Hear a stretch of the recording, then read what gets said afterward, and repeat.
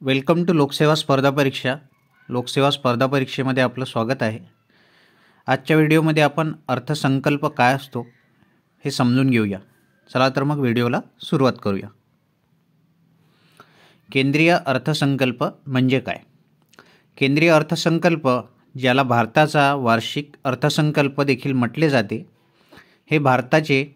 हे सरकारचे वित्त, महसूल आणि विविध क्षेत्रातील नियोजित खर्चाचे तपशील देणारे सर्वसमावेशक आर्थिक विवरण आहे. भारतीय राज्यघटनेच्या कलम 112 नुसार केंद्र सरकार दरवर्षी संसदेच्या दोन्ही सभागृहांसमोर 1 एप्रिल ते 31 मार्च या कालावधीतील आर्थिक वर्षातील अंदाजे जमा आणि खर्च सादर करते.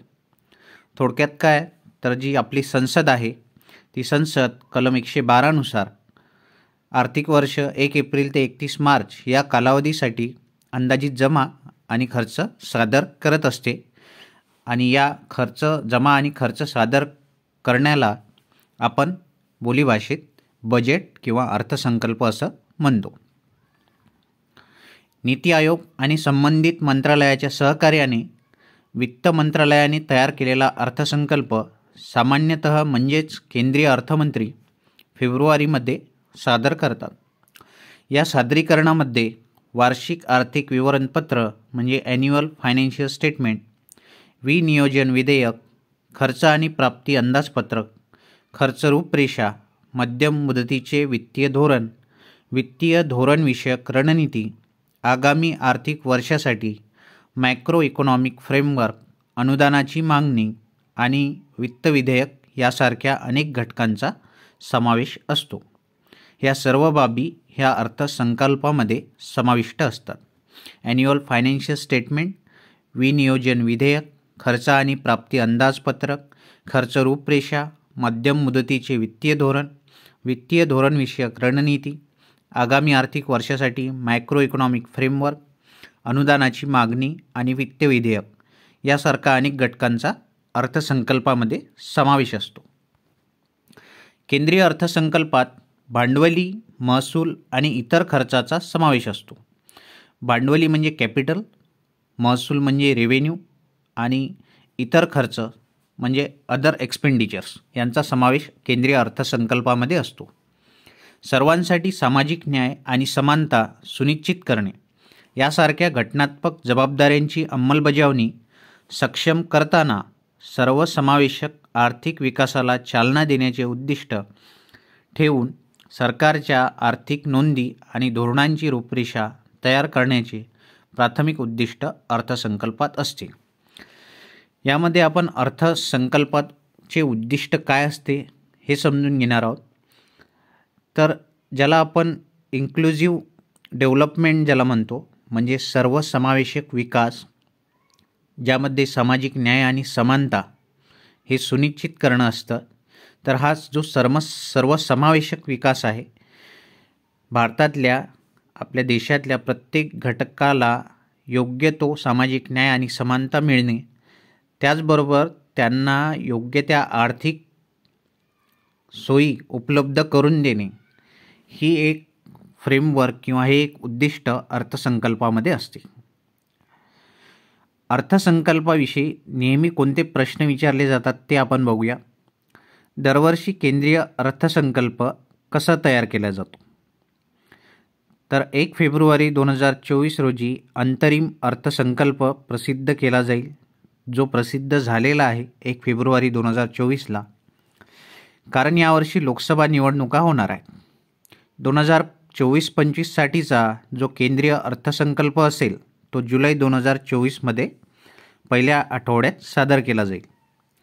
अर्थसंकल्प तयार करणे ही एक दीर्घकालीन प्रक्रिया आहे, जी सादरीकरणाच्या तारखेच्या 6 महिने आधी सुरू होते.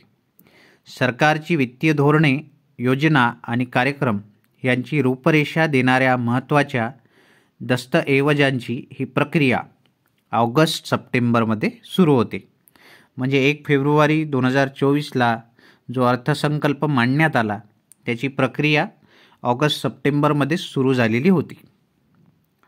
अर्थसंकल्प तयार करण्याच्या प्रक्रियेत अर्थमंत्रालय हे त्यांच्या गरजा ठरवण्यासाठी मंत्रालये तसेच संस्थांना मार्गदर्शक तत्त्वे असलेली परिपत्रके जारी करते.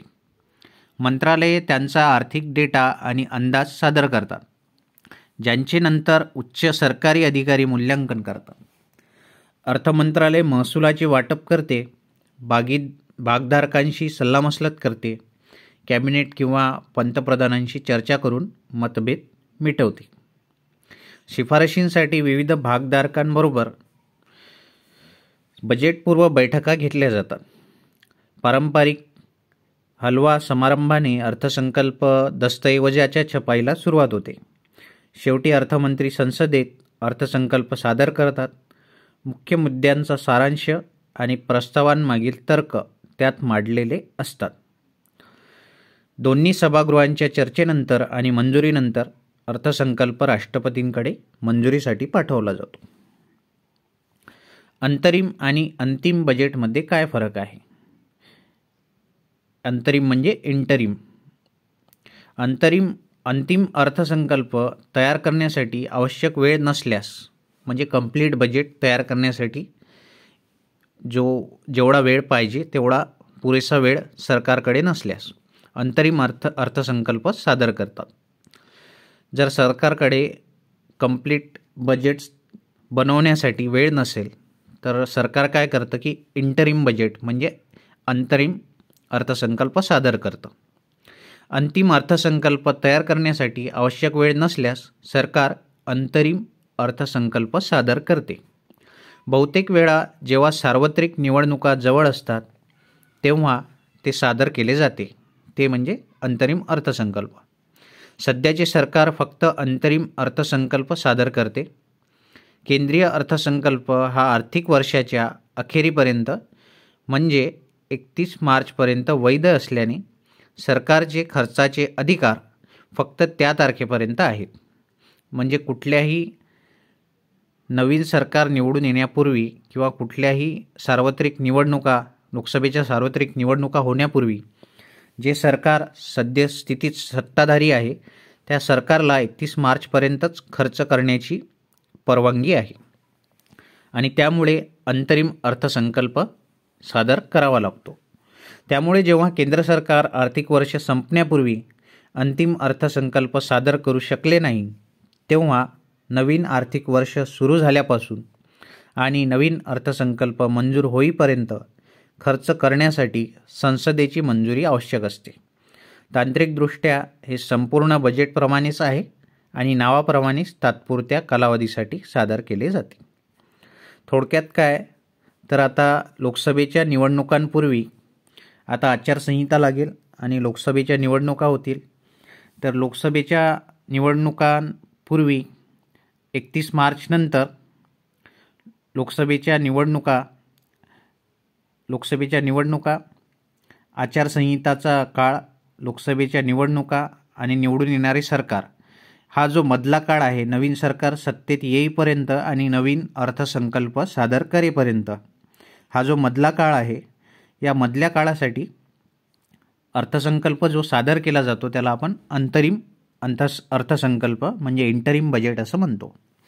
तो तात्पुरत्या कालावधीसाठी आहे, तात्पुरत्या गरजा भागवण्यासाठी, जेणेकरून सरकारला परवानगी मिळेल खर्च करण्याची. त्यानंतर केंद्रीय अर्थसंकल्पाशी निगडीत काही मनोरंजक किस्से आपण बघणार आहोत. तर पहिला किस्सा आहे स्कॉटिश अर्थशास्त्रज्ञ आणि ईस्ट इंडिया कंपनीचे राजकारणी जेम्स विल्सन यांनी 7 एप्रिल 1860 रोजी ब्रिटिश राजवटीत पहिले युनियन बजेट सादर केले. तर भारतामध्ये जेव्हा ब्रिटिशांची सत्ता होती त्यावेळेला पहिल्यांदा 7 एप्रिल 1860 जेम्स विल्सन यांनी युनियन बजेट सादर केले होते. दुसरा किस्सा आहे 26 नोव्हेंबर 1947 रोजी स्वतंत्र भारताच्या पहिल्या अर्थसंकल्पाचे सादरीकरण करण्यात आले. हा अर्थसंकल्प अर्थमंत्री R.K. षण्मुखन चेट्टी यांनी मांडला. 26 नोव्हेंबर ही तारीख खूप महत्त्वाची आहे. या दिवशी जो स्वतंत्र भारताचा पहिला अर्थसंकल्प आहे 26 नोव्हेंबर 1947ला सादर करण्यात आला आणि सादर करणारे अर्थमंत्री होते R.K. षण्मुखन शेट्टी. 26 नोव्हेंबर 1949ला आपण भारताचे संविधान हे स्वीकृत केले आणि तो दिवस आपण संविधान दिन म्हणून साजरा करत असतो, 26 नोव्हेंबर. त्यानंतर तिसरा पॉईंट आहे, 1950मध्ये अर्थसंकल्प लीक झाला. तोपर्यंत तो राष्ट्रपती भवनात छापला जात होता. त्यानंतर तो नवी दिल्लीतील मिंटो रोड येथील एका प्रेसमध्ये छापला जाऊ लागला आणि 1980मध्ये नॉर्थ ब्लॉकमध्ये सरकारी प्रेसची स्थापना करण्यात आली. चौथा मुद्दा आहे, 1955पर्यंत केंद्रीय अर्थसंकल्प इंग्रजीत सादर केला जात होता. नंतर काँग्रेसच्या नेतृत्वाखालील सरकारने बजेट म्हणजेच अर्थसंकल्प हिंदी आणि इंग्रजी या दोन्ही भाषांमध्ये छापण्याचा निर्णय घेतला. पाचवा किस्सा आहे माजी पंतप्रधान मोरारजी देसाई यांचा. तर माजी पंतप्रधान मोरारजी देसाई यांनी 1962 ते 1969 या काळात अर्थमंत्री म्हणून 10 अर्थसंकल्प सादर केले होते. सर्वाधिक अर्थसंकल्प सादर करण्याचा विक्रम हा मोरारजी देसाई यांच्या नावावर आहे. पुढचा मुद्दा आहे नरसिंहराव यांचा. नरसिंहराव सरकारच्या काळात मनमोहन सिंग यांनी, खरं तर मनमोहन सिंग यांचा हा किस्सा आहे. तर नरसिंहराव सरकारच्या काळात मनमोहन सिंग यांनी सर्वाधिक 18,650 शब्दांसह सर्वात लांब अर्थसंकल्पीय भाषण केले.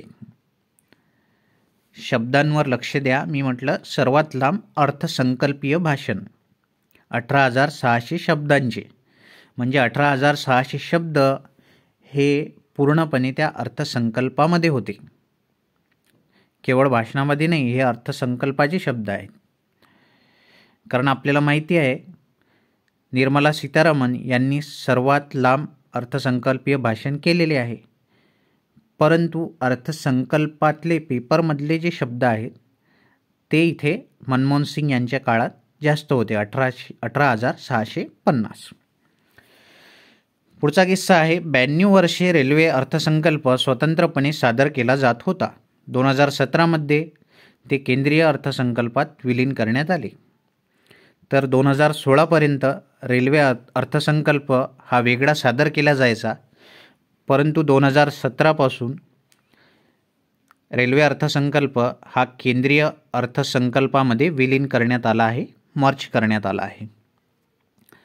पुढचा मुद्दा आहे आजपर्यंत फक्त 2च महिलांनी अर्थसंकल्प सादर केला आहे. 1971मध्ये माजी पंतप्रधान इंदिरा गांधी यांनी पहिल्यांदा अर्थसंकल्प सादर केला, कारण त्यांच्याकडेच अर्थमंत्रीपद होते. 2019मध्ये निर्मला सीतारामन या अर्थसंकल्प सादर करणाऱ्या दुसऱ्या महिला ठरल्या. सीतारामन यांनीच पारंपरिक बाह्य खातेवहीमध्ये राष्ट्रीय चिन्हासह अर्थसंकल्प सादर करण्यास सुरुवात केली. त्यांनी बजेट ब्रीफकेस काढून टाकली. निर्मला सीतारामन यांनी बाह्य खातेवहीचा वापर केला, त्यांनी बजेट ब्रीफकेस जी असते ती काढून टाकली.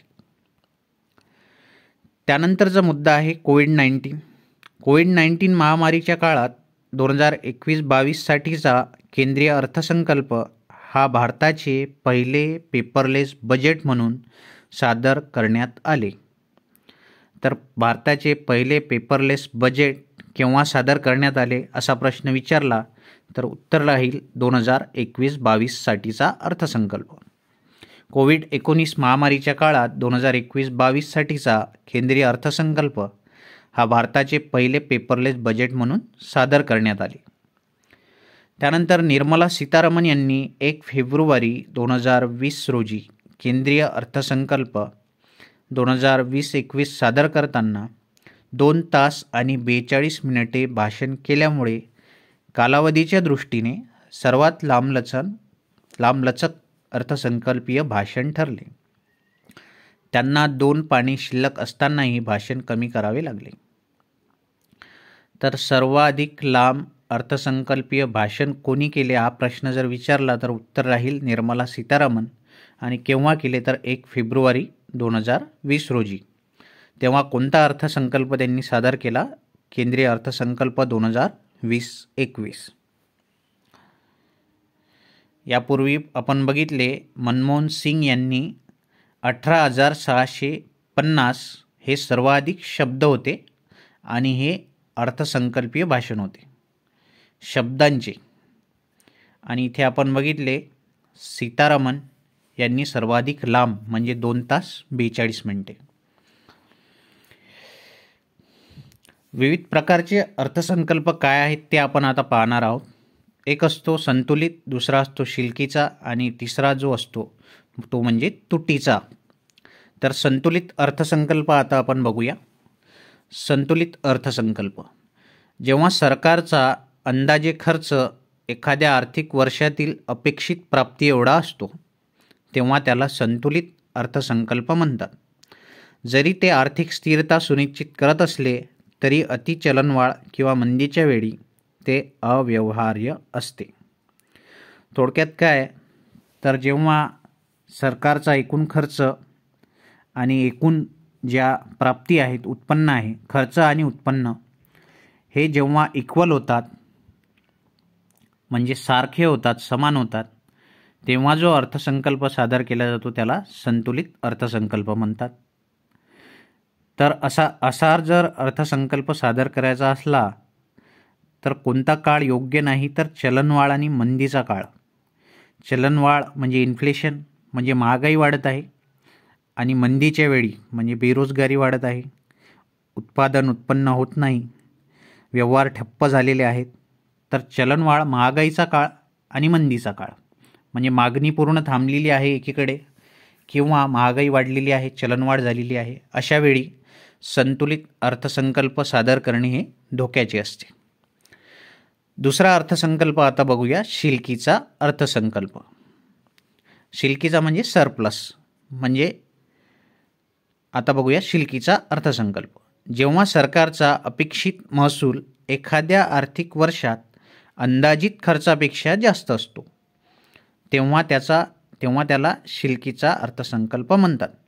याचा अर्थ सरकार लोककल्याणावर खर्च करण्यापेक्षा करातून अधिक कमाई करीत आहे. शिल्कीचा अर्थसंकल्प सरप्लस बजेट म्हणजे काय? जर सरकारचं जे उत्पन्न आहे ते खर्चापेक्षा जास्त आहे, सरकारचं उत्पन्न जे आहे ते खर्चापेक्षा जास्त आहे आणि सरकारचं उत्पन्न जेव्हा खर्चापेक्षा जास्त असतं तेव्हा सादर केलेल्या अर्थसंकल्पाला आपण शिल्कीचा अर्थसंकल्प म्हणतो. म्हणजे थोडक्यात काय, सरकारकडे कर महसूल जास्त प्रमाणात गोळा होत आहे आणि सरकार लोककल्याणावर खर्च कमी करत आहे, असा अर्थ होतो शिल्कीच्या अर्थसंकल्पाचा. शेवटचा अर्थसंकल्प आहे आपला तुटीचा अर्थसंकल्प. जेव्हा सरकारचा अंदाजित खर्च एखाद्या आर्थिक वर्षात महसुलापेक्षा जास्त असतो तेव्हा त्याला तुटीचा अर्थसंकल्प म्हणतात. अशा वेळी सरकार सार्वजनिक कल्याणासाठी अधिक खर्च करण्यास तयार असते, परंतु कर्जामुळे सरकारवरील भार देखील वाढतो. तुटीचा अर्थसंकल्प म्हणजे काय? सरकारला खर्च जास्त करावा लागत आहे परंतु सरकारचे जे उत्पन्न आहे ते कमी आहे. सरकारचे उत्पन्न कमी, खर्च जास्त, तुटीचा अर्थसंकल्प. तर या अर्थसंकल्पामुळे काय होते? या अर्थसंकल्पामुळे एक गोष्ट आपल्याला माहिती होते की सरकार सार्वजनिक कल्याणासाठी खर्च करत आहे, परंतु सार्वजनिक कल्याणासाठी खर्च करताना सरकारवरचं कर्जसुद्धा वाढत आहे. तर हा असतो तुटीचा अर्थसंकल्प. आता आपण महसुली प्राप्ती काय असते आणि भांडवली प्राप्ती काय असते, त्यामध्ये काय फरक आहे हे समजून घेणार आहोत. तर महसुली प्राप्ती आणि भांडवली प्राप्ती. सरकार ज्या विविध स्रोतांमधून महसूल गोळा करते त्यांना सरकारी जमा रक्कम म्हणतात. जमा रक्कम 2 प्रकारची असते, एक महसुली प्राप्ती आणि दुसरी असते भांडवली प्राप्ती किंवा भांडवली जमा रक्कम. महसुली प्राप्ती म्हणजे काय? Revenue receipts. तर महसुली प्राप्ती या कर, अनुदान आणि इतर सर्व स्रोतांकडून सध्याच्या उत्पन्नाची जमा रक्कम आहे. या जमा रकमेमुळे सरकारच्या मालमत्तेत कोणतीही घट होत नाही किंवा कोणतेही दायित्व लागत नाही. महसूल प्राप्तीचे 2 प्रकार आहेत, कर महसूल गैर कर महसूल. महसूल प्राप्ती म्हणजे काय, तर कर, अनुदान आणि जे इतर आणखी जे स्रोत आहेत, जे सोर्स आहेत, त्यामधून सरकारला उत्पन्न मिळते आणि ते उत्पन्न जमा होतं. तर या मालमत्तेतून सरकारकडे कोणतीही घट होत नाही, म्हणजे सरकारचा यामध्ये कुठला लॉस होत नाही.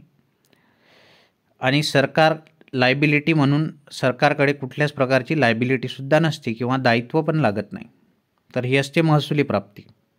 महसूल प्राप्ती दोन प्रकारे करता येते. रेव्हेन्यू रिसिप्ट दोन प्रकारचे असतात. कर महसूल म्हणजे करामधून जमा झालेले, आणि गैरकर महसूल म्हणजे कराव्यतिरिक्त जमा झालेले उत्पन्न. आता आपण बघूया भांडवली जमा रक्कम. या जमा रकमेमुळे सरकारच्या मालमत्तेत घट होते किंवा दायित्व वाढते. लक्षात ठेवा, भांडवली जमेमध्ये सरकारच्या मालमत्तेत घट होते आणि सरकारची लायबिलिटी वाढते, दायित्व वाढते. म्हणजे सरकार बँकांचं कुठेतरी देणं लागतं, सरकारवर कर्ज वाढते थोडक्यात, आणि सरकारला ते कर्ज भविष्यात चुकवायचं असतं. कर्ज घेणे, निर्गुंतवणूक आणि सार्वजनिक क्षेत्रातील उपक्रमांच्या समभागांची पुनर्विक्री आणि कर्जाची वसुली हे सरकारचे भांडवली प्राप्तीचे प्रमुख स्रोत आहेत. तर भांडवली प्राप्तीचे प्रमुख सोर्स काय आहे, स्रोत काय आहेत, तर कर्ज घेणे बँकांकडून, निर्गुंतवणूक म्हणजे डिसइन्व्हेस्टमेंट करणे. आपण गेल्या 10 वर्षात बघितले असेल, सरकार ज्या महारत्न, मिनीरत्न, नवरत्न कंपन्या आहेत त्यामध्ये किंवा LICमध्ये कशाप्रकारे निर्गुंतवणूक करत आहे, डिसइन्व्हेस्टमेंट. सरकार त्यांचं जे स्टॉक आहे कंपन्यांचा किंवा LICचा, तो स्टॉक कशाप्रकारे विकत आहे आणि विकून काय करत आहे, पैसे जमा करत आहे किंवा निर्गुंतवणूक करून सरकार स्वतःचं उत्पन्न वाढवत आहे. आणि सार्वजनिक क्षेत्रातील उपक्रमांच्या समभागांची पुनर्विक्री, मी आत्ता सांगितले, ज्या महारत्न, मिनीरत्न, नवरत्न कंपन्या आहेत त्यांचे जे समभाग आहेत, स्टॉक्स आहेत, जे शेअर्स आहेत, त्यांची पुनर्विक्री करत आहे सरकार आणि पैसा जमा करत आहे. आणि कर्जाची वसुली हे सरकारचे प्राप्तीचे काय आहेत, भांडवली प्राप्तीचे मुख्य सोर्स आहेत, स्रोत आहेत. आता बघूया भांडवली खर्च आणि महसुली खर्चामध्ये काय फरक आहे. सरकारच्या खर्चाचे दोन प्रकारे वर्गीकरण केले जाते. एक असतो भांडवली खर्च, दुसरा असतो महसुली खर्च. तर भांडवली खर्च काय आहे, जेव्हा सरकार रस्ते, रेल्वे मार्ग, कालवे, रुग्णालये, शाळा इत्यादी मालमत्ता निर्माण करण्यासाठी किंवा कर्जाची परतफेड इत्यादी दायित्व कमी करण्यासाठी खर्च करते, तेव्हा त्याला भांडवली खर्च म्हणतात. हे प्रश्न नेहमी विचारले जातात, लक्ष देऊ नाही का. भांडवली खर्च म्हणजे काय, तर जेव्हा सरकार रस्ते, रेल्वे मार्ग, कालवे, रुग्णालये, शाळा इत्यादी मालमत्ता, लक्षात ठेवा मालमत्ता, कॅपिटल किंवा ॲसेट ज्याला म्हणतो आपण, तर ज्या आपण मालमत्ता आहेत त्या मालमत्ता निर्माण करण्यासाठी किंवा सरकारवर ऑलरेडी कर्ज आहे आणि ते जुनं कर्ज फेडण्यासाठी सरकार नवीन कर्जसुद्धा घेते RBIकडून किंवा वर्ल्ड बँकेकडून. तर हे जे कर्ज फेडण्यासाठी सरकार पैसे घेते किंवा मालमत्ता उभ्या करण्यासाठी, इन्फ्रास्ट्रक्चर, सोयीसुविधा उभ्या करण्यासाठी सरकार जे कर्ज घेते किंवा जो पैसा ओतते, तर हा जो खर्च असतो तो भांडवली खर्चामध्ये मोडतो, याला भांडवली खर्च म्हणतात. दुसरा असतो महसुली खर्च. महसुली खर्च म्हणजे काय, त्वरित किंवा एका वर्षाच्या आत वापर करणारा खर्च म्हणून महसुली खर्च परिभाषित केला जातो. सरकारी कर्मचाऱ्यांना पगार देणे, मोफत आरोग्य आणि शिक्षण सेवा देणे, सार्वजनिक मालमत्तेची देखभाल करणे इत्यादी महसुली खर्चाचे घटक आहेत. तर महसुली खर्च म्हणजे काय, रेव्हेन्यू एक्सपेंडिचर म्हणजे काय, तर एका वर्षाच्या आत किंवा प्रत्येक महिन्याला सरकार कुठेतरी पगारदारांचं देणं लागतं. म्हणजे उदाहरणार्थ सरकारी कर्मचाऱ्यांना पगार देणे किंवा लोकांना मोफत आरोग्य सुविधा पुरवणे, शिक्षण सेवा मोफत देणे, सार्वजनिक मालमत्तेची देखभाल करणे, तर हे सगळे खर्च महसुली खर्चामध्ये मोडतात. आज इथेच थांबूया. परत भेटूया नवीन एका व्हिडिओमध्ये. तोपर्यंत नमस्कार.